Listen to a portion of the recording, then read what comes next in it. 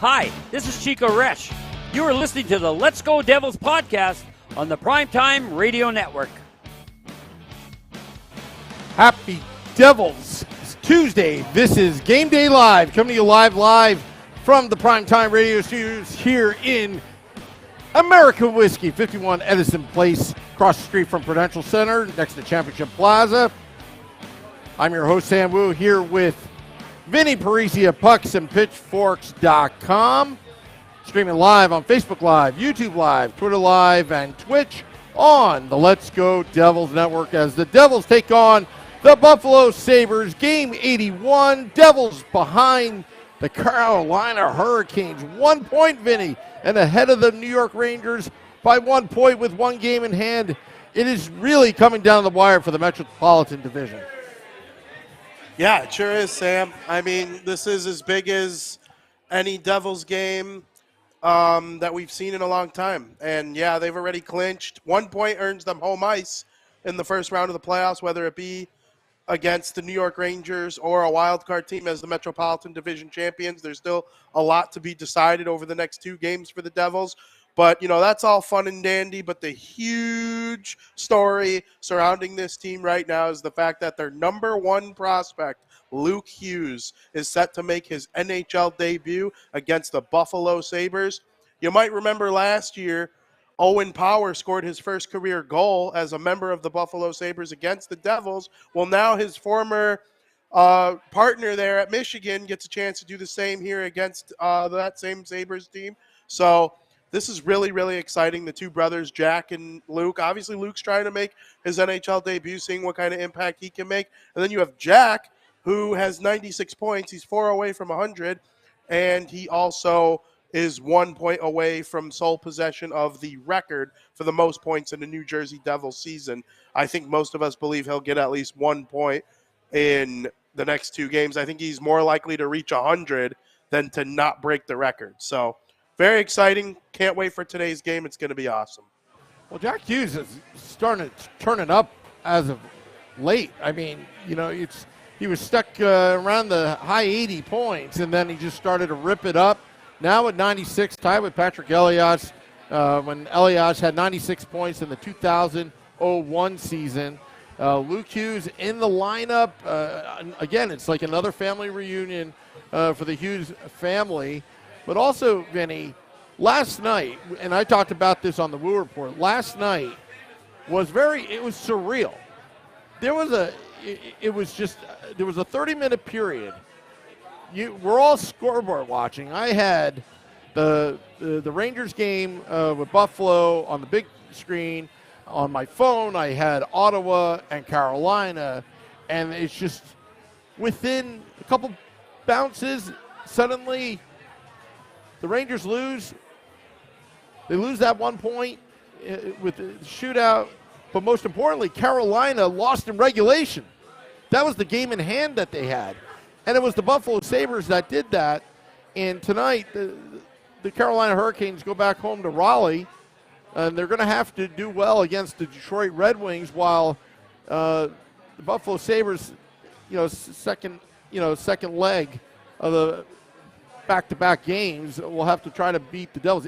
Is Levi playing tonight or is he not? I don't think he is. I honestly have no idea who's in net for the Buffalo Sabres tonight. I could probably get on that in a second here. But I'm with you. Travel to New Jersey in order for Buffalo to play the second half of a back-to-back. That is huge.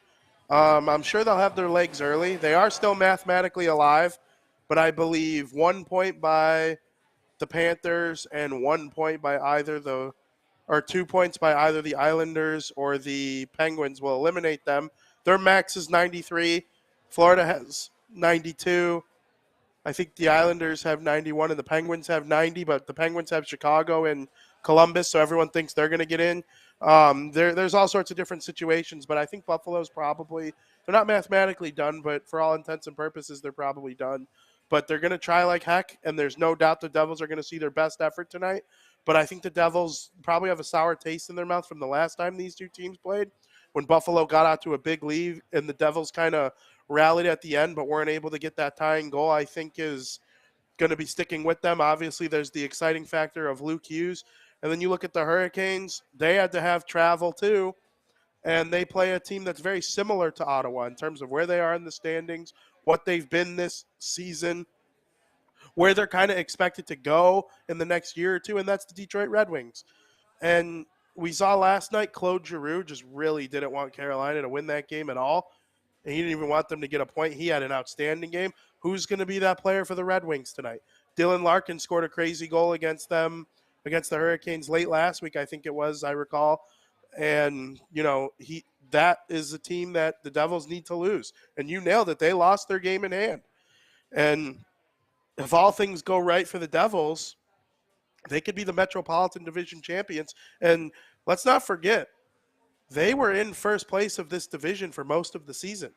It wasn't really until late January that Carolina kind of took a lead. And then Carolina had a huge lead at one point, and the Devils have kind of climbed back in it. And give credit to the Rangers, too. They climbed back in it, too. Yeah, There's a world where the Rangers win the Metro. There's a world where the Rangers win the Metro. I don't think the Devils are going to lose both games in regulation, which is what would need to happen for the Rangers to win the Metro. But I think this Devils team is onto something. And if it's not this year, you see what they've built. But, man, with this race being this tight with 2 games left, it's fun. It's super fun. Yeah, it's definitely going to be fun. And these are meaningful games in April. Meaningful games. And, again, the Devils are on two days rest, playing Buffalo that played last night at Madison Square Garden. So I don't think the travel would be anything significant. But if the Devils, I think what the Devils need to do is they need to take care of business in the first period.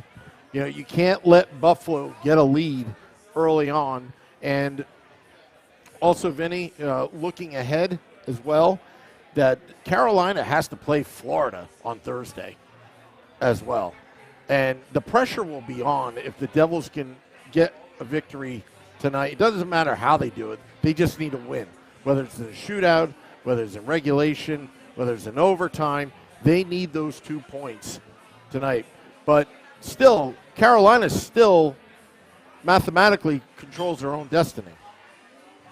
Yeah, here's my thing. If the Devils win tonight in regulation, they will have clinched a tiebreaker over Carolina. And so, but they won't have clinched having more points than them, which is obviously the most important thing.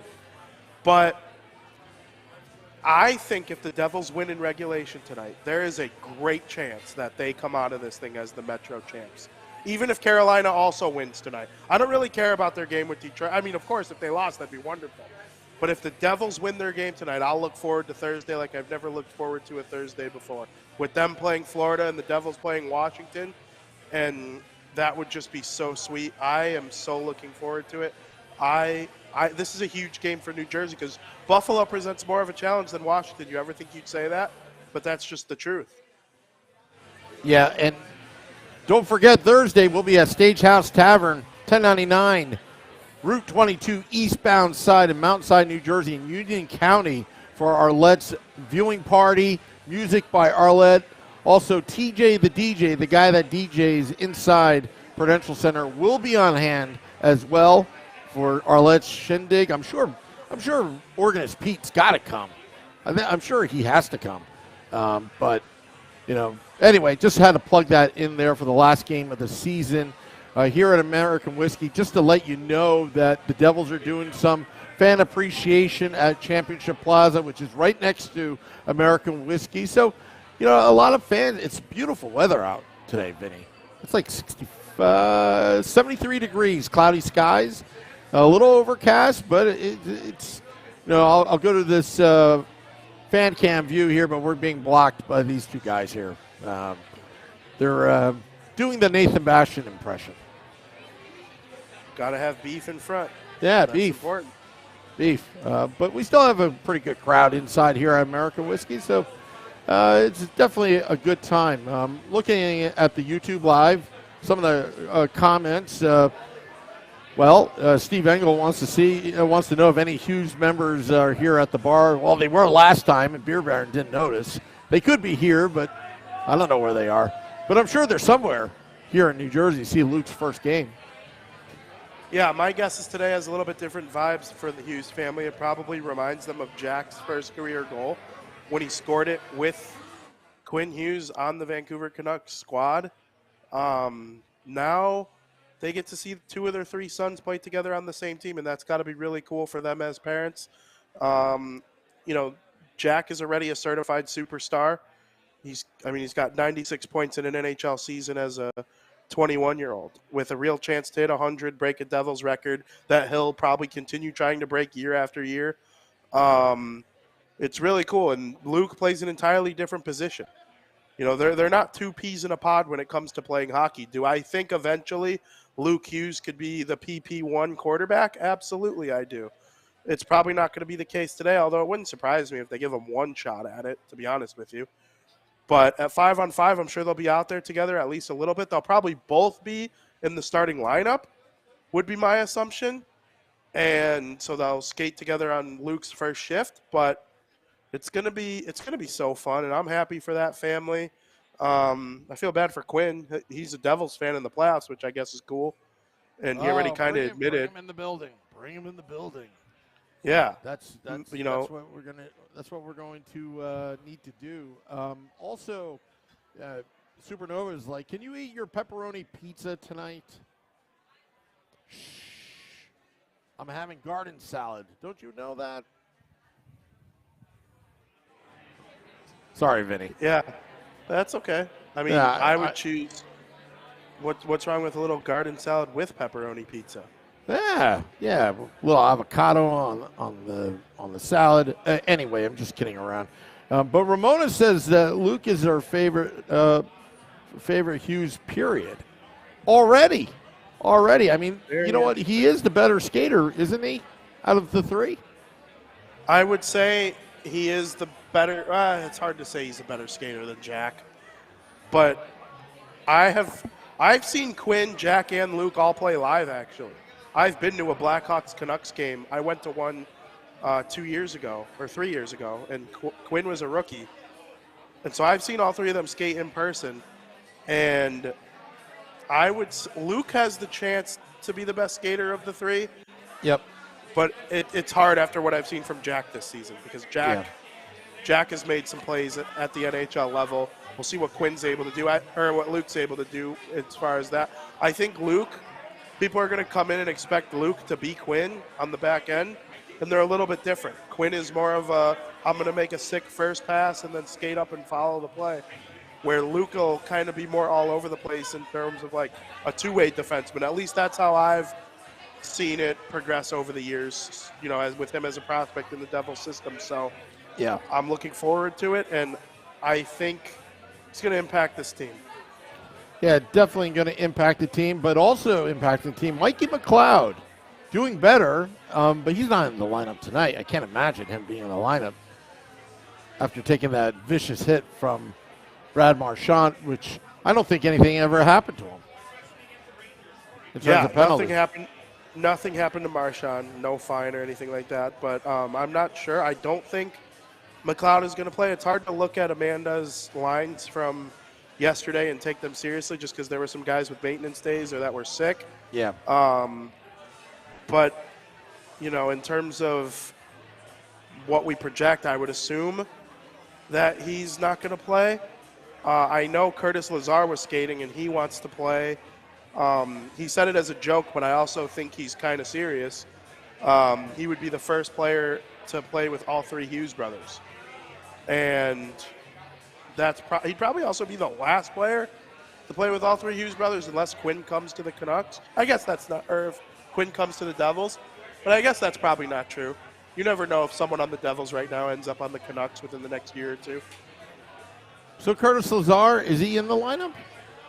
He's not confirmed in the lineup, but he wanted to return as of yesterday. Okay. All right. Well, we'll see what happens. Taking rushes. Yeah. He was taking rushes in McLeod's spot as C4 with Wood and Bastion as his L4 and R4. So we'll see.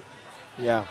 Well, the other thing too, Vinny, other news, playoff tickets, how much they cost. I noticed that Ryan Nowozinski put out an article about it.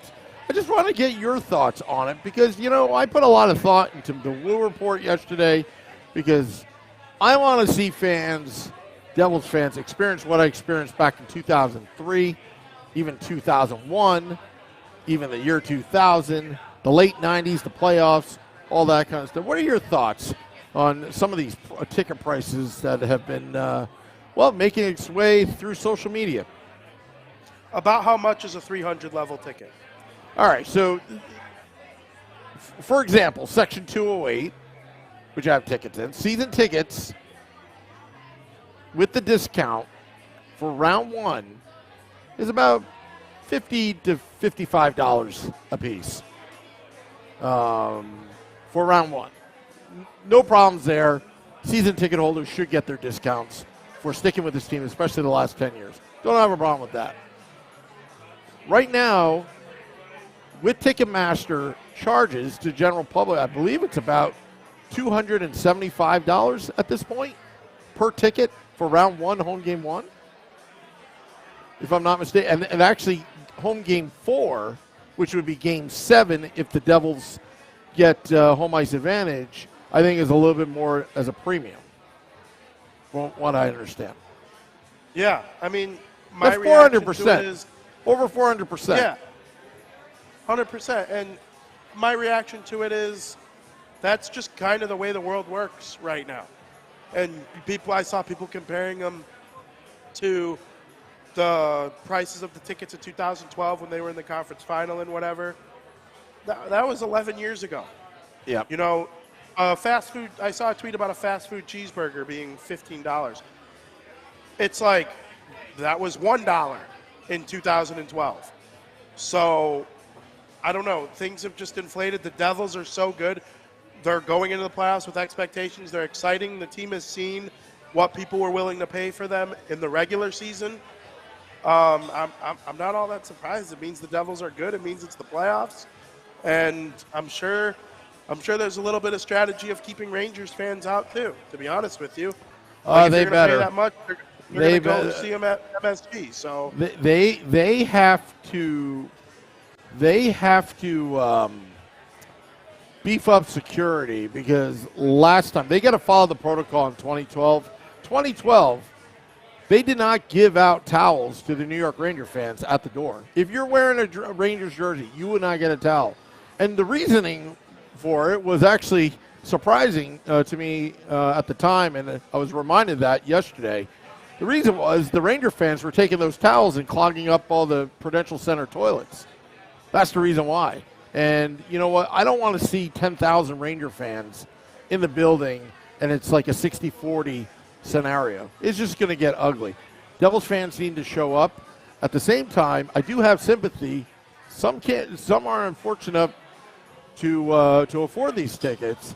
So I'm going to try to do everything in my power to just somehow figure a contest here on the podcast of giving out free tickets. I haven't figured out how to do this yet because it's a hot ticket to get, and to actually give it away is probably even harder. Yeah, absolutely. I did do some research while you were talking on the Sabres and their goaltending.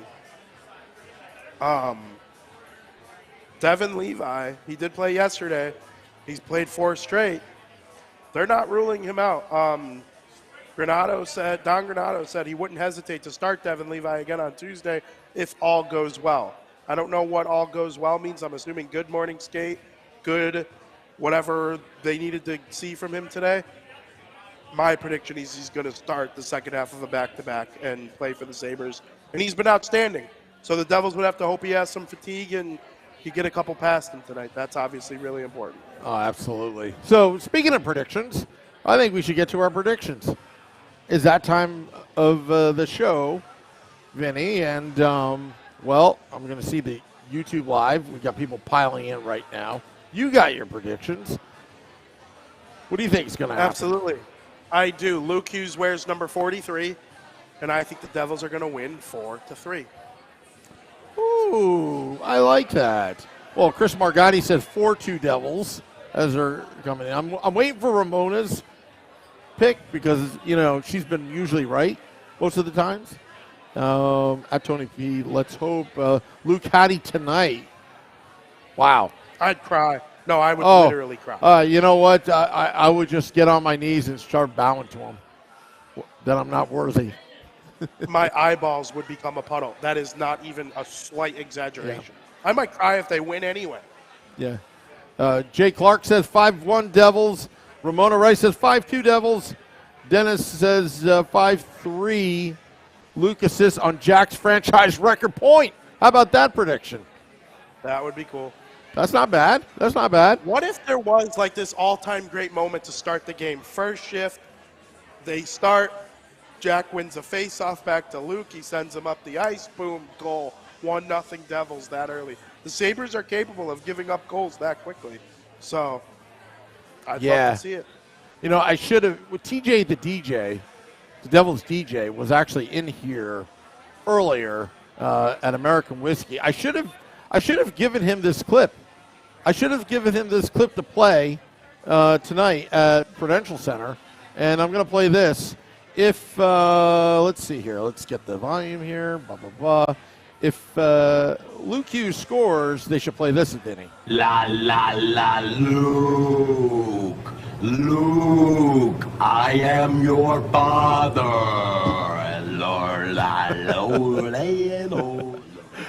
Chris Farley from Tommy Boy. That's hilarious. And the amount of people that looked over, they like put their beer down and were like, what is that? It's hilarious. Well, you know, this place is going to be hopping if the Devils win and Carolina loses and Luke Hughes, you know, gets a hat trick. I'm telling you, or Jack Hughes actually breaks the 100 mark and the record on the same night. I mean, this could be a special night, fan appreciation night. Absolutely. I want 3 more points from Nico too over the next 2 games. I was all about that last show. I'm still on that. I'm still on that. Need 3 more points from Nico. I want him to hit 80 really bad. Yeah. Steve Engel says 4-2. Robert says 4-1 Devils. Antu's Skydancer says 4-1 Devils. Revenge for delaying our playoff clinch. Oh, okay. Somebody's been paying attention. Jay Clark says, watching proudly from Alberta, Canada. Let's go Devils. Seriously, keep up the good work on the podcast. Can't wait to go there next season. We'll stop by at American Whiskey and also Stagehouse Tavern on Thursday, Mountainside, New Jersey. All right, so 4-3 Devils. I gotta put a prediction. Do it. 8-2 Devils. 8-2 Devils. That's my prediction. And don't question me because I almost got it right with one of those. I got hosed by Tatar's goal being called back that night. Absolutely. You know what? Buffalo's a little different than Columbus, but they can give up a lot of goals. There's no doubt they can give up a lot of goals. And Levi's been great. He hasn't quite faced the Devils yet. So, yep. We'll see. All right, well, I want to thank all those tuning in here at American Whiskey. Also, Devils After Dark, after the game. Scotty of Sirius XM, Liquid Metal, and I will recap the game that was the last regular season home game of your New Jersey Devils. Also, visit us on Twitter at Let's Get Devils Pod, Facebook at Let's Get Devils Podcast, and our YouTube channel. Subscribe to channel Let's Go Devils, dropping the podcast in about 20 minutes. On Apple Podcasts, Google Podcasts, Spotify, Amazon Music Prime, Audible, iHeart app, wherever you get your podcasts, we will be there. Vinny, thank you so much for joining us. Can't believe it's Game 81. I can't believe it's Game 81 already. Game 81. And I'll tell you what, for Game 81, when that music hit, when we were first starting the show today, the same adrenaline went through me that it did for Game number 1 against, I think it was against Philly early in the season. Oh, Chickies and Pete's? When we were at Chickies and Pete's up on the catwalk? We had what's his name from the Bill Flyers? Bill Clement. Yep, Bill Clement. What a year it's been. Yeah, it's Sam, been it's a been great. everything I've wanted and more, and I can't wait for Thursday's show as well. So. Yep, absolutely. And we'll be back for Devils After Dark after the game here at American Whiskey. Remember to tip your bartenders, waiters, and waitresses. Till next time, let's go Devils.